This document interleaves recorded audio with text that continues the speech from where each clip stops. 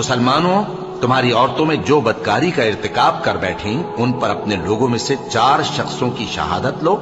अगर वो उनकी बदकारी की गवाही दें तो उन औरतों को घरों में बंद रखो यहां तक कि मौत उनका काम तमाम कर दे, या अल्लाह उनके लिए कोई और सबील पैदा करे।